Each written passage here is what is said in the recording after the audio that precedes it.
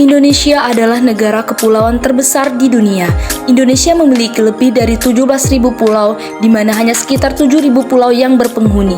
Kalimantan, Jawa, Sulawesi, Sumatera, dan Papua merupakan pulau utama di Indonesia. Wilayah pesisir Indonesia menyediakan berbagai sumber daya alam yang memiliki potensi dalam pengembangan pariwisata. Salah satunya adalah Kepulauan Seribu. Kepulauan Seribu merupakan kepulauan yang terletak di Kabupaten Administrasi Kepulauan Seribu, daerah khusus Ibu Kota Jakarta, Indonesia. Kepulauan Seribu terletak di utara Teluk Jakarta, yang memiliki 110 pulau dan 1.184 hektar yang memanjang dari selatan ke utara. Begitu banyak potensi dan keunggulan wisata yang layak dijadikan sebagai daya tarik dari Kepulauan Seribu. Di antaranya adalah Penangkaran Penyu, Pulau Kotok, Pulau Kelapa II, Pulau Bira, dan juga Pulau Bulat. Mengapa potensi ekonomi di Kepulauan Seribu itu harus dijaga dan dilestarikan? Kita ketahui Kepulauan Seribu itu berada di sebelah utara Jakarta, Indonesia. Ada beberapa alasan mengapa potensi ekonomi di Kepulauan Seribu itu harus dijaga dan dilestarikan. Yang pertama yaitu keanekaragaman hayati. Kepulauan Seribu memiliki keanekaragaman hayati yang tinggi, baik di perairan laut maupun di pulau-pulau kecilnya. Yang kedua yaitu sumber daya kelautan. Ekosistem laut di Kepulauan Seribu itu menyediakan sumber daya kelautan yang penting seperti ikan, udang, dan kerang. Yang ketiga yaitu mitigasi bencana alam.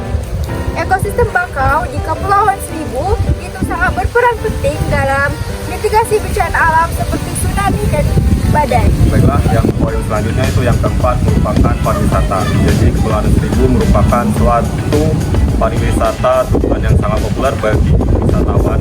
Jadi dengan kita menjaga potensi dan kelestarian Kepulauan Seribu ini, kita dapat memberikan pariwisata yang berkelanjutan, kemudian dapat memberikan pendapat ekonomi bagi komunitas lokal.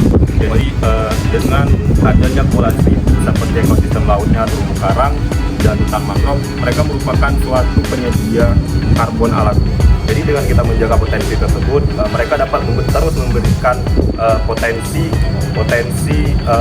karbon alami dan memberikan konsentrasi karbon di atmosfer tersebut.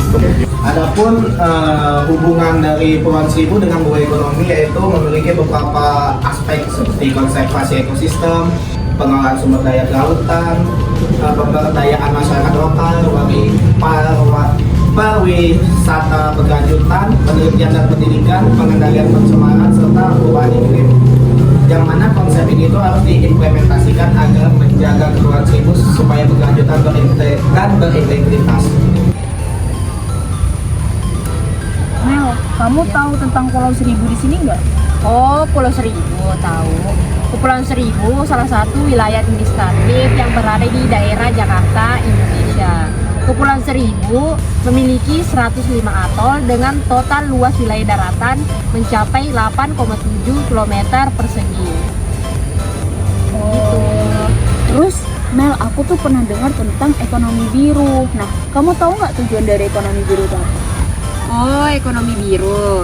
Ekonomi biru itu atau biasa disebut dengan blue economy, tujuannya di Kepulauan Seribu yaitu untuk menjadikan ekonomi biru sebagai penggerak, pemulihan, dan transformasi dari ekonomi biru di Kepulauan Seribu. Dan ekonomi biru juga untuk membangun penghidupan masyarakat setempat yang berprinsip pada kelestarian lingkungan dan keberlanjutan. Gitu sih. Potensi kelautan dari Kepulauan Seribu. Alasan harus dilestarikan ekosistem di Kepulauan Seribu yang pertama, keanekaragaman hayati yang melimpah, menjadi sumber daya kelautan yang melimpah dan mitigasi bencana alam yang memadai. Tata pengelolaan potensi ekosistem pesisir, konservasi ekosistem, pengelolaan sumber daya kelautan, pemberdayaan masyarakat, pariwisata berkelanjutan, penelitian dan pendidikan.